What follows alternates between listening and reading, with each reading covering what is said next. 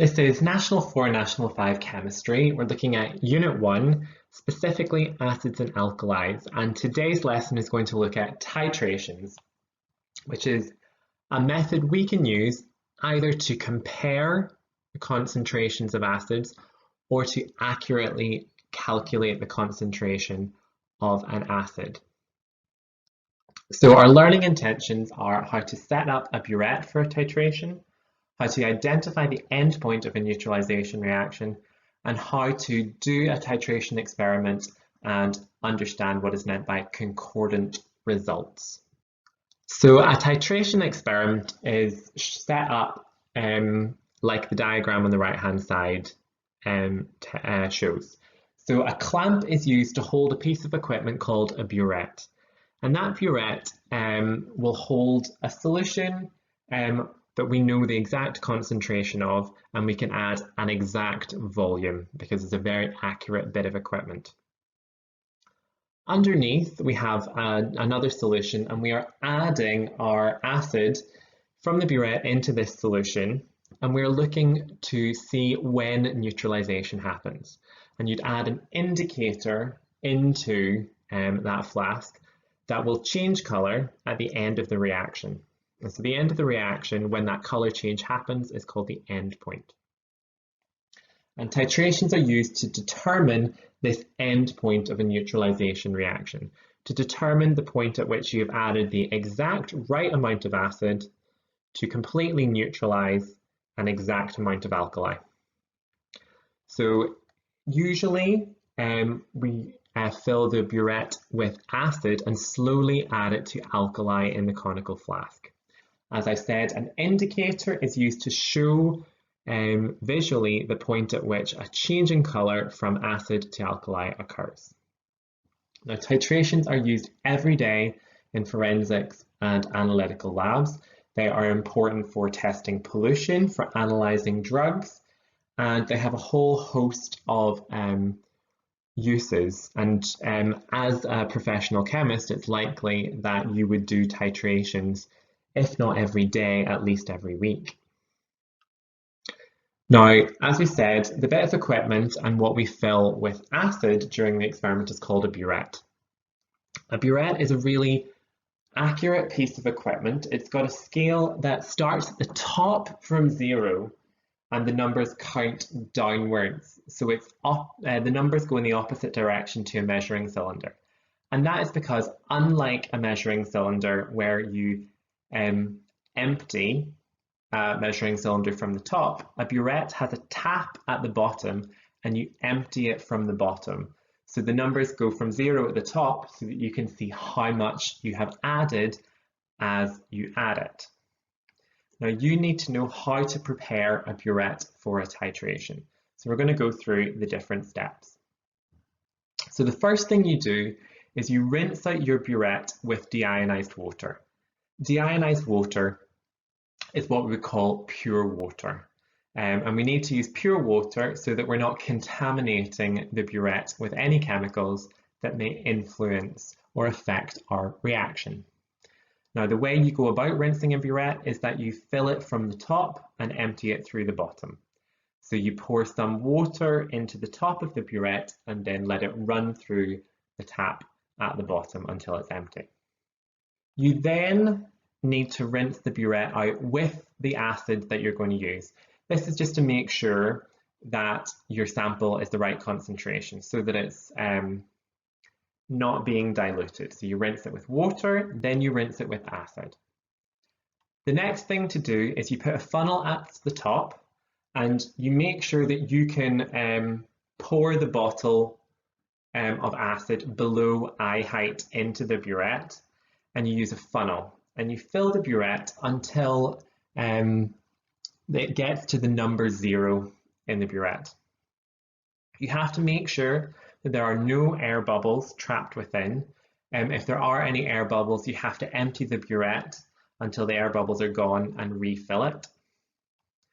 And before you use the before you use the Buret in an experiment, you need to make sure that the funnel has been removed from the top of the Buret. And then you can take your initial reading on the Buret by looking at what we call the bottom of the meniscus. And we'll get into more detail about what we mean by the bottom of the meniscus on the next slide. So as we said, a burette has numbers that go from 0 at the top and they count downwards, and we have a tap that controls the flow of liquid out of the burette. Now, if you zoom in at a burette that's been filled with water, the water forms a curve. That curve is called the meniscus. And whenever you're reading a burette, you're looking for the bottom of that curve. Whatever line on the burette scale that the bottom of that curve is sitting on is the number that you use in your readings. And you always need to make sure that you lower yourself down so that you can look at the burette at eye level. If you try and look at the reading of a burette from above or below, you won't get an accurate measurement. You need to take yourself to where the meniscus is so that you can read it properly. So for example, have a go. What do you think the reading on this burette is? What value?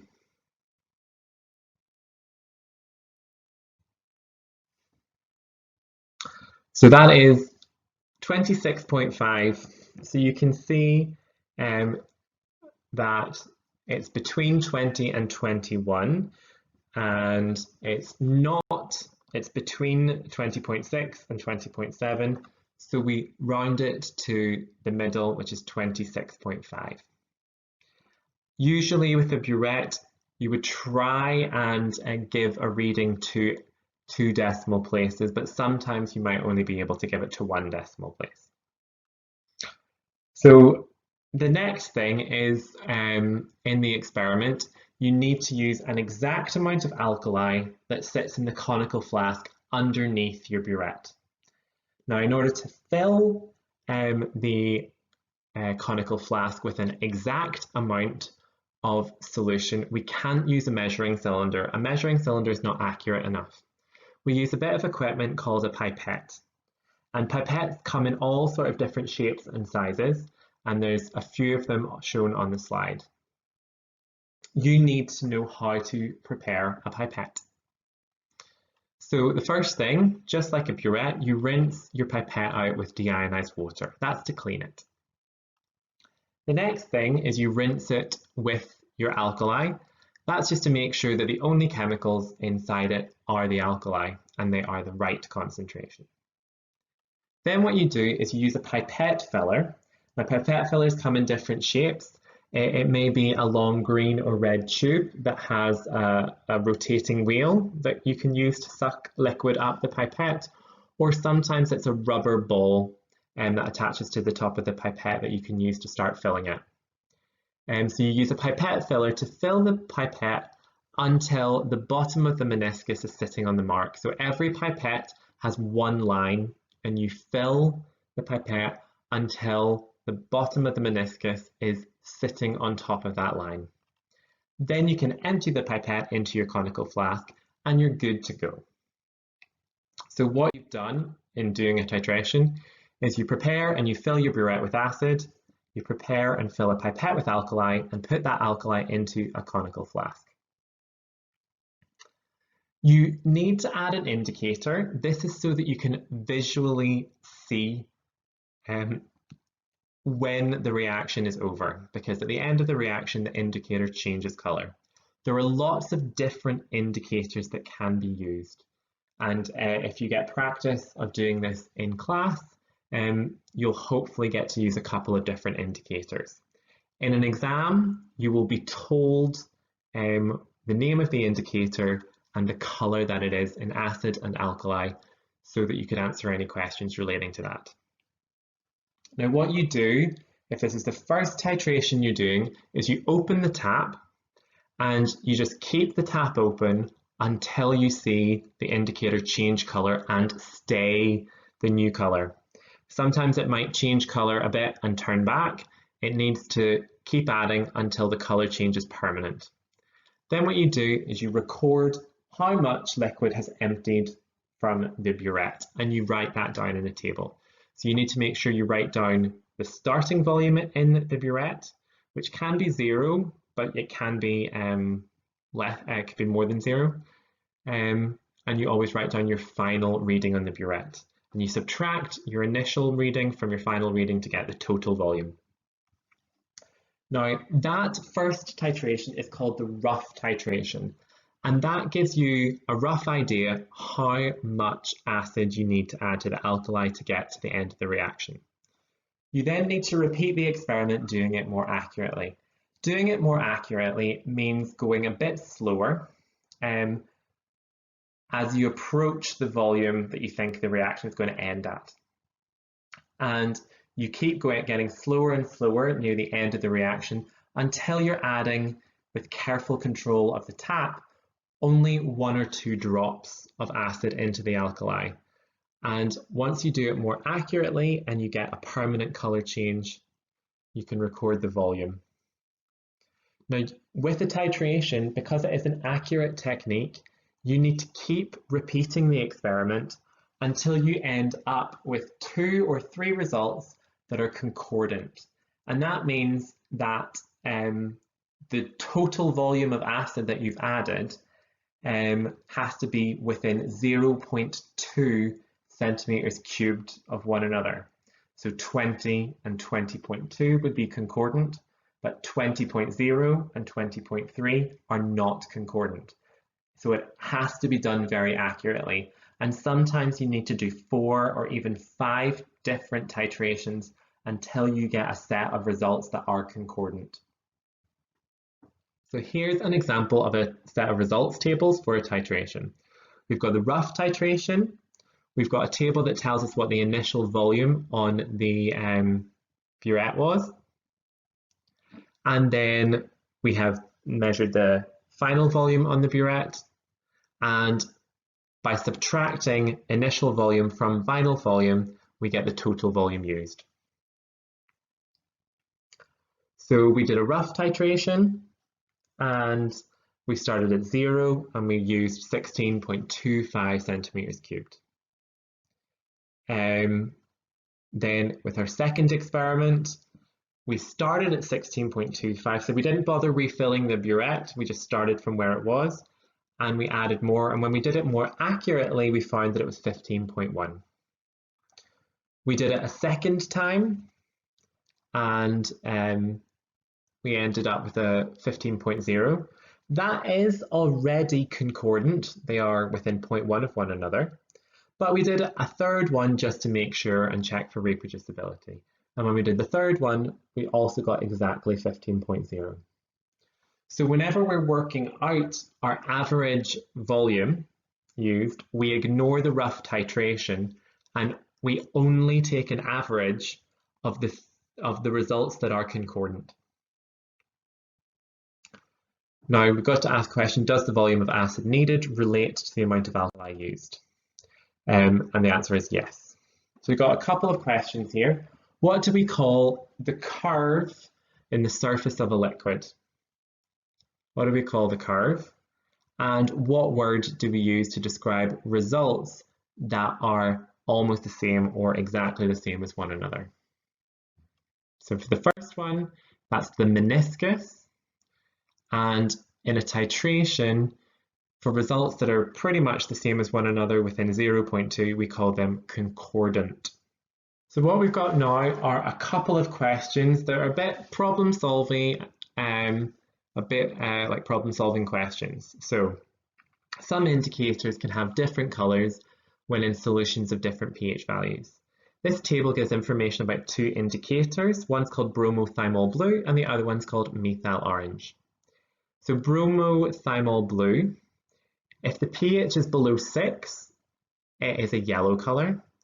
And if the pH is above 7.6, it's a blue colour. With methyl orange, if the pH is below 3.1, it's red. And if it is above 4.4, it's yellow. Now those indicators were used on 3 solutions.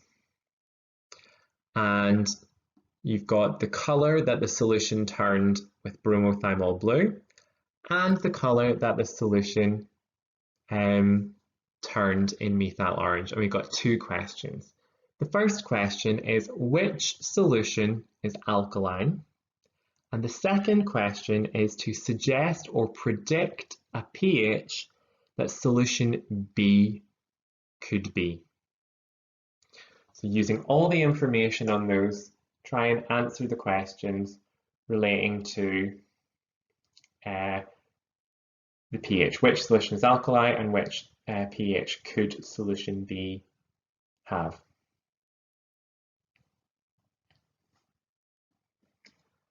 Well, which solution is alkali? Well, alkali means above pH 7. So the only indicator that we could have that would tell us if the pH was above 7 is bromothymol blue. And if the solution is blue, that means it's above pH 7.6. And so solution C is the only one that turns blue in bromothymol blue, so it has to be the one that is alkaline. Now for solution for solution B, the pH, what could the values be?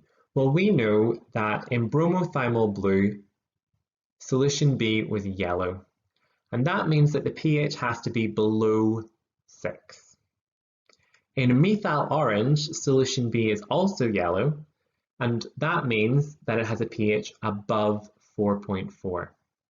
So the pH of solution B has to be anywhere between 4.4 and 6.0. So if you'd given any number from 4.5 to 5.9, you would have got that question correct. Our next question is, solution has measured the pH values of 3 solutions, A, B, and C, and also measured the current produced. And we've got 3 questions. What solution is the most, or which solution is the most acidic? Predict a current for a solution that has a pH value of 6, and name the ion that you find in all acidic solutions.